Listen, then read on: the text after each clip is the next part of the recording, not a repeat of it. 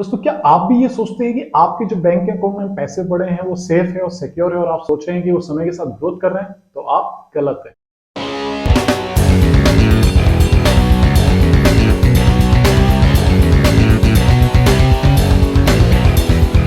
Hello friends, जय हिंद जय भारत। आप सभी को नमस्कार। मैं सुरेंद्र सिंह। दोस्तों आज हम बात करेंगे म्यूचुअल फंड के बारे में।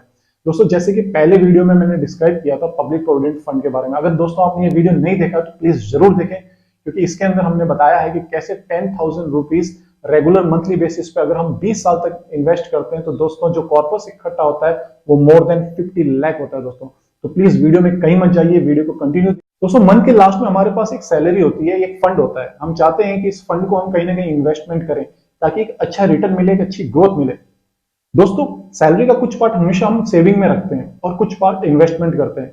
दोस्तों उसी इन्वेस्टमेंट पे बेसिस है आज का टॉपिक म्यूचुअल फंड। दोस्तों आज के वीडियो में हम जानेंगे कि म्यूचुअल फंड एक्चुअल में होता क्या है, ये कैसे काम करता है, इसके पीछे लॉजिक क्या है और उसमें कैसे हम इन्वेस्टमेंट कर सकते हैं।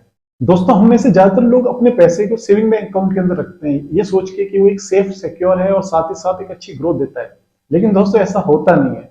ज्यादातर दोस्तों बैंकों का जो रिटर्न होता है वो 3 से 4% होता है, जो कि सबसे कम होता है दोस्तों। दोस्तों इकोनॉमिक्स में एक टर्म है इन्फ्लेशन। दोस्तों इन्फ्लेशन क्या होता है? इन्फ्लेशन एक वो स्टेज है जब लोगों के पास बहुत सारा पैसा जाता है और मार्केट में जो चीजें अवेलेबल है वो बहुत लिमिटेड हो जाती है, जिससे उन चीजों की जो रेट है दोस्तों वो बढ़ जाती है और जो आपके पास पैसा है उसकी वैल्यू डाउन हो जाती है। दोस्तों ऐसे बहुत सारे सेक्टर्स हैं जहां पे हम सभी लोग अपने पैसे को इन्वेस्ट करते हैं ताकि एक अच्छी ग्रोथ मिले, एक अच्छा रिटर्न मिले। चलिए देखते हैं ऐसे कौन कौन से सेक्टर्स हैं जहां पे इन्वेस्टमेंट किया जाता है। सबसे पहले है सेविंग अकाउंट। दोस्तों हम में से ज्यादातर लोग अपने पैसे को बैंक के अंदर रखते हैं एज ए सेविंग।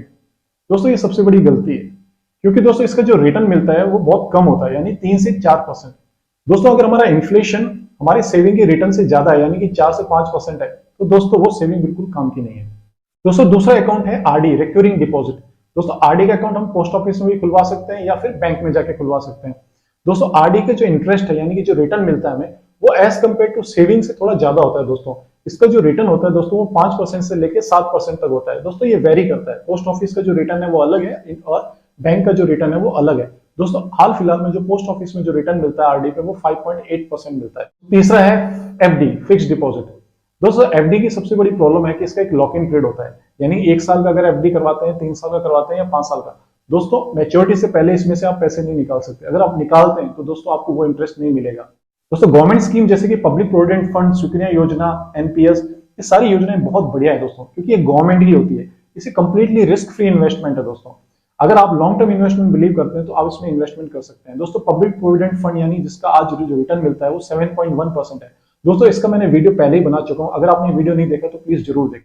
नेक्स्ट है गोल्ड एंड ज्वेलरी। दोस्तों गोल्ड एंड ज्वेलरी ने भी पिछले कई सालों से अच्छी ग्रोथ की है, लेकिन दोस्तों ये डिपेंड करता है मार्केट के ऊपर। अगर मार्केट का वैल्यू अप है तो दोस्तों इसकी वैल्यू भी ऊपर हो जाएगी, अगर मार्केट नीचे गिर जाता है तो दोस्तों गोल्ड एंड ज्वेलरी भी नीचे हो जाता है। तो ये डिपेंड करता है। नेक्स्ट टॉपिक है दोस्तों रियल एस्टेट यानी प्रॉपर्टीज। दोस्तों इंडियंस अपना ज्यादातर पैसा प्रॉपर्टीज में इन्वेस्टमेंट करते हैं। दोस्तों ये वेरी करता है लोकेशन टू लोकेशन कि आप किस लोकेशन में जाके अपनी प्रॉपर्टीज में इन्वेस्टमेंट कर रहे हैं। दोस्तों पिछले 4-5 सालों के अंदर इसका मार्केट कंसिस्टेंटली नीचे की तरफ गिर रहा है। दोस्तों नेक्स्ट है स्टॉक मार्केट।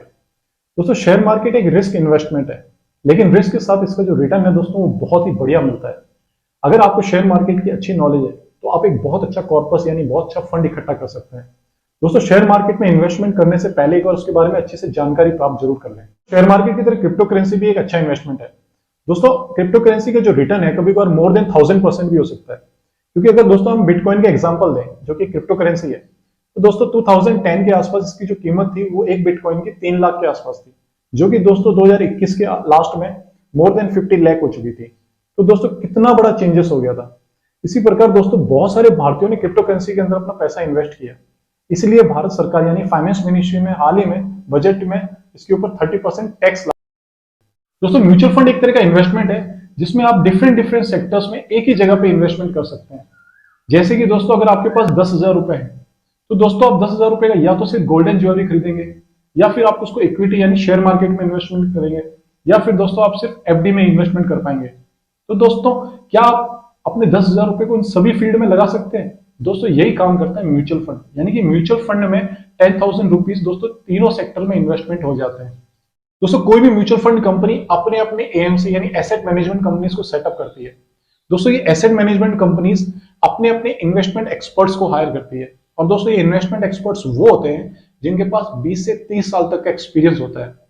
दोस्तों ये इन्वेस्टमेंट एक्सपर्ट्स आपके द्वारा दिए गए छोटे छोटे फंड, यानी बहुत सारे लोगों द्वारा दिए गए छोटे छोटे फंड, इसका एक बहुत बड़ा कॉर्पस हो जाता है दोस्तों, जो कि 5,000 करोड़ से लेके 25 से 30,000 करोड़ तक का हो सकता है।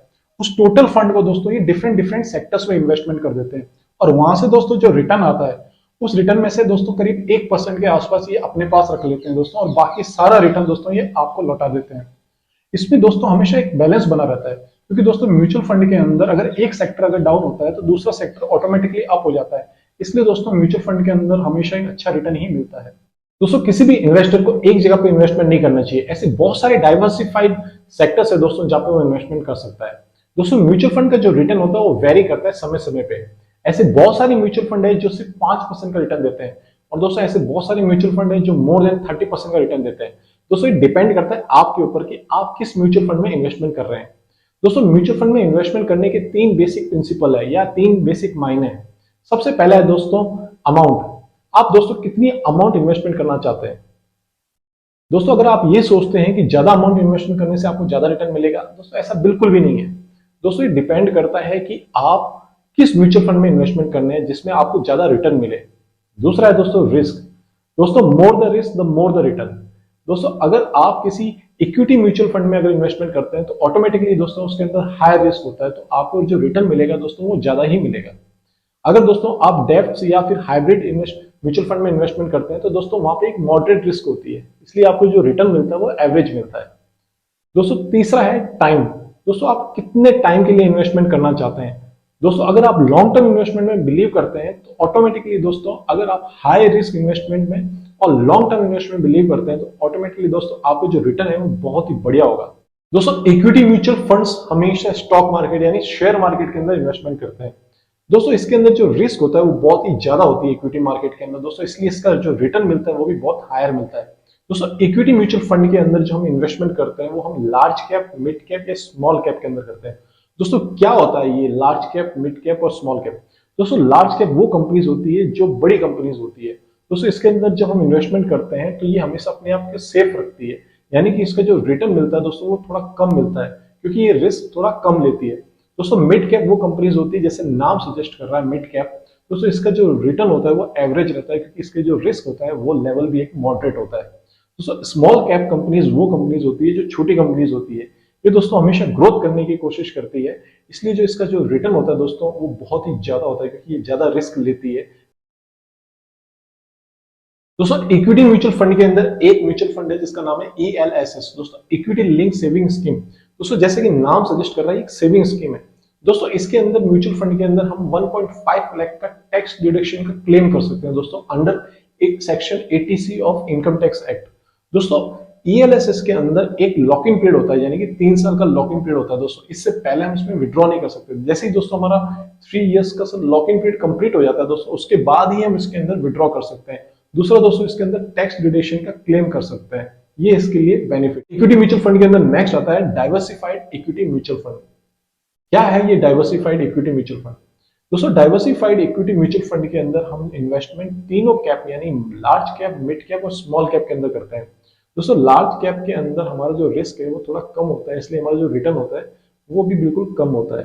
दोस्तों मिड कैप के अंदर हमारा जो रिटर्न होता है वो एवरेज होता है, क्योंकि हमारी जो रिस्क है वो भी एवरेज होती है।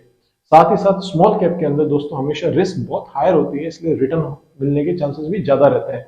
इसलिए इन तीनों सेक्टर्स के अंदर दोस्तों हम इन्वेस्टमेंट करते हैं, इसलिए रिटर्न हमेशा एक एवरेज। दोस्तों इक्विटी म्यूचुअल फंड में नेक्स्ट आता है सेक्टर म्यूचुअल फंड। दोस्तों सेक्टर म्यूचुअल फंड दोस्तों जैसे कि नाम सजेस्ट कर रहा है ये डिफरेंट डिफरेंट सेक्टर्स में इन्वेस्टमेंट करता है, जैसे कि ट्रांसपोर्टेशन सेक्टर्स हो गया, मेडिकल सेक्टर हो गया, दोस्तों एग्रीकल्चर सेक्टर हो गया, इसलिए दोस्तों ये पर्टिकुलर एक फील्ड के अंदर इन्वेस्टमेंट करता है। तो इक्विटी म्यूचुअल फंड में नेक्स्ट आता है इंडेक्स फंड। दोस्तों इंडेक्स फंड वो फंड होते हैं जो कंप्लीटली डिपेंड होते हैं मार्केट के ऊपर, यानी कि सेंसेक्स और निफ्टी के ऊपर।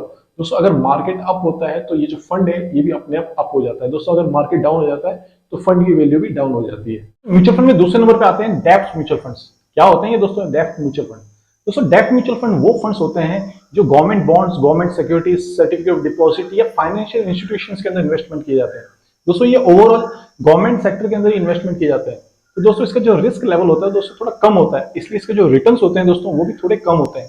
दोस्तों अगर हम इनको कंपेयर करें इक्विटी म्यूचुअल फंड्स के साथ, तो दोस्तों इक्विटी के अंदर दोस्तों रिस्क लेवल बहुत ज्यादा होती है, यानी उसके जो रिटर्न्स होते हैं दोस्तों वो भी बहुत ज्यादा होते हैं।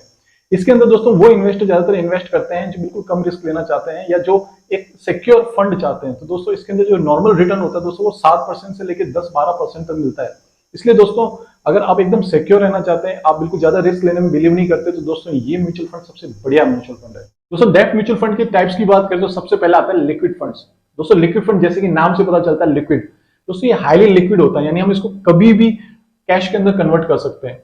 दूसरा दोस्तों इसके अंदर रिस्क बिल्कुल भी नहीं होता, एकदम कंप्लीटली रिस्क फ्री इन्वेस्टमेंट है। दोस्तों ये इन्वेस्ट किया जाता है डेब्ट इंस्ट्रूमेंट्स के अंदर, यानी जिसकी मैच्योरिटी सिर्फ 91 डेज की होती है, यानी इसके बाद आप कभी भी इसमें विड्रॉ कर सकते हैं। दोस्तों डेब्ट म्यूचुअल फंड में दूसरा टाइप होता है शॉर्ट टर्म, मीडियम टर्म और लॉन्ग टर्म फंड्स। दोस्तों शॉर्ट टर्म फंड जैसे कि नाम से पता चलता है ये शॉर्ट पीरियड के लिए होता है, 1 साल से लेकर 3 साल तक। मीडियम टर्म फंड दोस्तों 3 साल से लेकर 5 साल तक, और लॉन्ग टर्म फंड यानी 5 साल से लेकर आगे तक। अगर हम इनके रिस्क लेवल की बात करें तो दोस्तों मीडियम टर्म फंड और long term fund as compared to short term fund से थोड़ा ज्यादा रिस्की होता है। डेब्ट म्यूचुअल फंड के दोस्तों तीसरे टाइप की बात करें तो वो होता है डायनेमिक बॉन्ड फंड्स। दोस्तों डायनेमिक बॉन्ड फंड्स वो फंड्स होते हैं इसके अंदर जो फंड मैनेजर होता है, जिसको हम फंड्स देते हैं आगे फ्यूचर इन्वेस्ट करने के लिए दोस्तों। तो ये फंड मैनेजर दोस्तों अपने हिसाब से मैच्योरिटी पीरियड सेलेक्ट करता है। अगर इसको ये लगता है कि आने वाले फ्यूचर के अंदर इंटरेस्ट कम मिलने वाला है, रिटर्न्स कम है, तो दोस्तों ये मैच्योरिटी पीरियड कम कर देते हैं। और दोस्तों इनको लगता है कि आने वाले फ्यूचर के अंदर रिटर्न्स बहुत ज्यादा मिलने वाले हैं, तो दोस्तों ये मैच्योरिटी पीरियड बढ़ा देते हैं। तो यानी ये मैच्योरिटी पीरियड के अंदर चेंजेस करते हैं दोस्तों इस फंड के अंदर। दोस्तों डेब्ट म्यूचुअल फंड का फोर्थ टाइप है फिक्स मैच्योरिटी प्लान। दोस्तों जैसे कि नाम से पता चलता है फिक्स मैच्योरिटी, यानी कि दोस्तों इस फंड के अंदर एक लॉक इन पीरियड होता है। इस लॉक इन पीरियड से पहले आप दोस्तों विड्रॉ नहीं कर सकते। अगर आप विड्रॉ करते हैं तो दोस्तों आपको उस लेवल का इंटरेस्ट नहीं मिलेगा। दोस्तों एक और चीज है कि ये एकदम फिक्स डिपॉजिट की तरह है, यानी कि फिक्स डिपॉजिट, लेकिन फिक्स डिपॉजिट के अंदर दोस्तों एक फिक्स रिटर्न होता है, यानी कि जो आपको मैच्योरिटी को मिलना ही मिलना है। लेकिन दोस्तों इस फंड के अंदर ऐसी कोई गारंटी नहीं है। पर हाँ दोस्तों इसके अंदर जो हम इन्वेस्टमेंट करते हैं वो हम गवर्नमेंट सेक्टर्स में करते हैं, यानी कि रिटर्न मिलने के चांसेस बिल्कुल हाई रहते हैं, यानी 7% से लेकर 8-9-10% तक आपको रिटर्न मिलते ही मिलते हैं। दोस्तों ये इक्विटी फंड की तरह नहीं है कि जहां पे रिस्क बहुत ज्यादा है तो रिटर्न की कुछ गारंटी नहीं है। आपको 30% से ज्यादा भी रिटर्न मिल सकते हैं या फिर माइनस में भी मिल सकते हैं। इसके अंदर दोस्तों एक एश्योरिटी जरूर है कि 7 से 8%, 9% तक आपको रिटर्न या उससे ज्यादा भी रिटर्न आपको मिलता ही मिलता है। दोस्तों अभी तक हमने बात की इक्विटी म्यूचुअल फंड की और डेब्ट म्यूचुअल फंड की। दोस्तों अब सवाल ये आता है कि इन दोनों में से बेस्ट म्यूचुअल फंड कौन सा है। दोस्तों अगर मेरी राय ली जाए तो दोनों ही बेस्ट हैं। दोस्तों ये डिपेंड करता है कुछ फैक्टर्स पे, जैसे कि कितनी अमाउंट आपके पास है, दूसरा एक दोस्तों कि कितने समय के लिए आप इन्वेस्टमेंट करना चाहते हैं, और थर्ड दोस्तों किस लेवल का रिस्क आप ले सकते हैं। दोस्तों अगर आप रिस्क ले सकते हैं तो आपके लिए सबसे best mutual fund equity mutual fund है दोस्तों, क्योंकि इसमें रिस्क ज्यादा है लेकिन वहां पे रिटर्न बहुत ही अच्छे हैं। दोस्तों अगर आप बिल्कुल सेफ रहना चाहते हैं और आप चाहते हैं कि आपको एक फिक्स रिटर्न मिले एक पर्टिकुलर टाइम में, तो दोस्तों डेब्ट म्यूचुअल फंड बिल्कुल अच्छे हैं।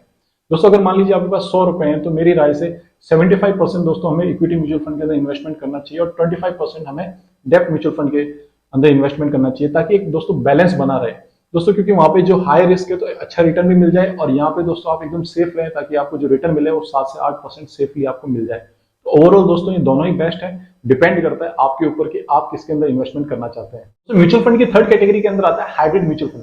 दोस्तों ये हाइब्रिड म्यूचुअल फंड वो फंड्स होते हैं जो दोनों में, यानी कि इक्विटी म्यूचुअल फंड और डेब्ट म्यूचुअल फंड दोनों में इन्वेस्टमेंट करते हैं। दोस्तों इसके अंदर जो रिस्क लेवल होता है वो एकदम मॉडरेट होता है, यानी कि एवरेज लेवल का होता है, और दोस्तों इसका जो रिटर्न होता है वो भी एवरेज होता है, क्योंकि रिस्क एवरेज है तो दोस्तों रिटर्न भी एवरेज है। दोस्तों ये इक्विटी म्यूचुअल फंड में इन्वेस्टमेंट करता है, यानी कि वहां पे रिस्क ज्यादा होती है दोस्तों, और डेब्ट म्यूचुअल फंड में इन्वेस्टमेंट करते हैं दोस्तों, वहां पे जो रिस्क थोड़ी कम होती है, उसी हिसाब से इनका रिटर्न भी होता है। दोस्तों हाइब्रिड म्यूचुअल फंड भी फर्दर कैटेगराइज होता है दो में, एक बेस्ड ऑन स्ट्रक्चर और बेस्ड ऑन इन्वेस्टमेंट ऑब्जेक्टिव्स। दोस्तों बेस्ड ऑन स्ट्रक्चर के अंदर ओपन एंडेड म्यूचुअल फंड और दूसरा है क्लोज एंडेड म्यूचुअल फंड। और दोस्तों बात की जाए बेस्ड ऑन इन्वेस्टमेंट ऑब्जेक्टिव्स पे, तो दोस्तों growth fund, income fund, liquid fund और टैक्स सेविंग फंड्स, दोस्तों ये 4 कैटेगरीज होती है। दोस्तों अभी तक हमने जो म्यूचुअल फंड के बारे में बताया दोस्तों, अगर हम इसको एक्सप्लेन करेंगे तो ये वीडियो काफी बड़ा बन जाएगा।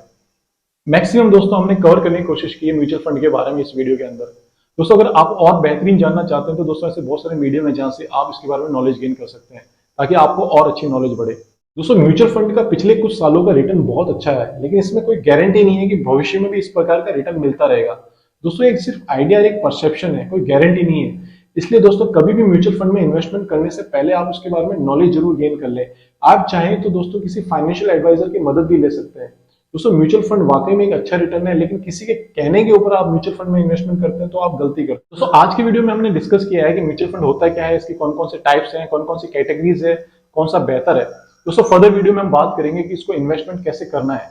दोस्तों अगर आपको ये वीडियो पसंद आया तो प्लीज लाइक और सब्सक्राइब जरूर करें ताकि हम और बेहतर वीडियो बना सकें। धन्यवाद।